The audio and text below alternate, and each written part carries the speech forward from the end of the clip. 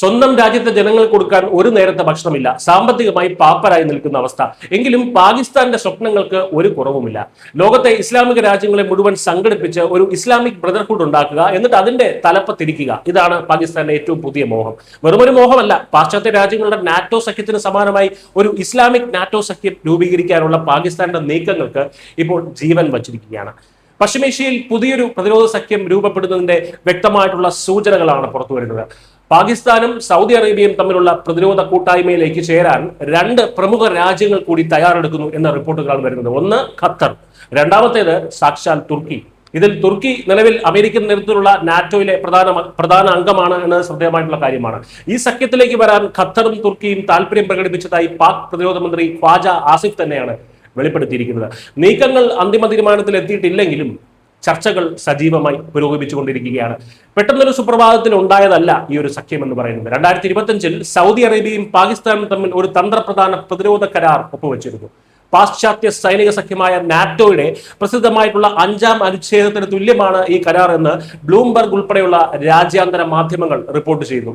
അതായത് സഖ്യത്തിലെ ഏതെങ്കിലും ഒരു രാജ്യത്തിന് നേരെ ആക്രമണം ഉണ്ടായാൽ അത് തങ്ങൾക്ക് എല്ലാവർക്കും നേരെയുള്ള ആക്രമണമായി കണ്ട് സംയുക്തമായി പ്രതിരോധിക്കും എന്നതാണ് ഈ കരാറിന്റെ ഒരു കാതൽ. എന്തുകൊണ്ടാണ് ഇപ്പോൾ ഇങ്ങനെ ഒരു നീക്കം ഉണ്ടാകുന്നത്?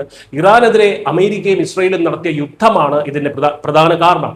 പശ്ചിമേഷ്യയുടെ സുരക്ഷയ്ക്ക് ഇനി അമേരിക്കയെ മാത്രം ആശ്രയിച്ചിട്ട് കാര്യമില്ല എന്ന് ഇസ്ലാമിക രാജ്യങ്ങൾ തിരിച്ചറിഞ്ഞിരിക്കുന്നു. പശ്ചിമേഷ്യയിൽ സ്വന്തം താല്പര്യങ്ങളും ഇസ്രയേലിന്റെ താല്പര്യങ്ങളും മാത്രമാണ് അമേരിക്ക സംരക്ഷിക്കുന്നത് എന്ന് അവർക്ക് വ്യക്തമായി കഴിഞ്ഞു. ഇവിടെയാണ് പാകിസ്ഥാൻ അവസരം മുതലെടുക്കുന്നത്.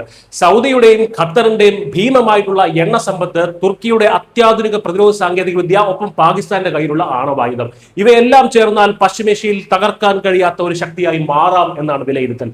കാലങ്ങളായി സുന്നി നേതൃത്വം ചൊല്ലി സൗദിയും തുർക്കിയും തമ്മിലുണ്ടായിരുന്ന ചിരകാല ഭിന്നതകൾ പോലും ഈ പുതിയ സഖ്യത്തിനായി അവർ മാറ്റിവെക്കുകയാണ്. എന്നാൽ ഇന്ത്യയെ സംബന്ധിച്ചിടത്തോളം ഇതൊരു വലിയ വെല്ലുവിളി തന്നെയാണ്. കടുത്ത ഇന്ത്യ വിരുദ്ധ നിലപാടുകളുള്ള രാജ്യമാണ് തുർക്കി എന്ന് പറയുന്നത്. പാകിസ്ഥാനെ എക്കാലത്തും സഹായിക്കുന്ന ചരിത്രമാണ് അവർക്കുള്ളത്. മുൻപ് ഓപ്പറേഷൻ സിന്ദൂറിനിടയിൽ പാകിസ്ഥാന് തുർക്കി ആയുധങ്ങൾ നൽകി സഹായിച്ച കാര്യവും മറക്കാറായിട്ടില്ല. സൗദിയുടെ പണവും തുർക്കിയുടെ ആയുധങ്ങളും പാകിസ്ഥാന്റെ കൈകളിൽ എത്തുമ്പോൾ അതിന്റെ പ്രധാന ലക്ഷ്യങ്ങളിൽ ഒന്ന് ഇന്ത്യ തന്നെയായിരിക്കും എന്നുള്ള കാര്യത്തിൽ യാതൊരു തർക്കവുമില്ല. ഒരു വശത്ത് ഇസ്രയേൽ, സൈപ്രസ്, അർമേനിയ തുടങ്ങിയ രാജ്യങ്ങൾക്ക് ഇതൊരു ഭീഷണിയാണെങ്കിലും പാകിസ്ഥാൻ മുൻകൈയെടുക്കുന്ന ഈ ഇസ്ലാമിക നാറ്റോ ഏറ്റവും കൂടുതൽ ലക്ഷ്യം വയ്ക്കുന്നത് ഇന്ത്യയെ തന്നെ ആയിരിക്കും. പക്ഷേ അമേരിക്കയുടെ നൂൽപാവയായ പാകിസ്ഥാന്റെ ഈ പകൽക്കിനാവുകൾ എത്രത്തോളം യാഥാർത്ഥ്യമാകുമെന്ന് കണ്ടു തന്നെ അറിയണം.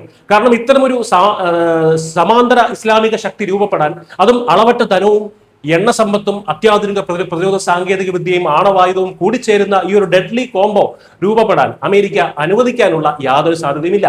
അതോ അത്തരമൊരു ഇസ്ലാമിക നാറ്റോ രൂപപ്പെട്ടോട്ടെ, പാകിസ്ഥാനെ നൂലിൽ കെട്ടി കളിപ്പിക്കുന്നത് പോലെ അവരെയും എന്നും തങ്ങളുടെ ഒരു സാമന്തക്കൂട്ടമായി വച്ചേക്കാമെന്ന് അമേരിക്ക കരുതുമോ എന്നും അറിയില്ല.